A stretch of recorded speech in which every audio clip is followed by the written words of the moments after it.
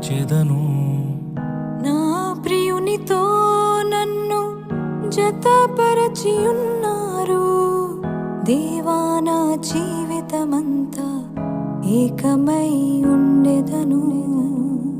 నాయందు నీ వివాహ కార్యమును విశ్వాసముతో స్వీకరించెదన్.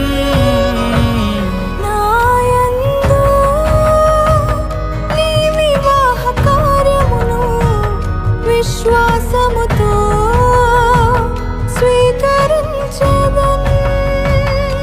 పరలోక సాక్షిగా నీ సన్నిధిలో నేను పరమాత్ముని కార్యముగా ఈ యాత్రను కొనసాగించ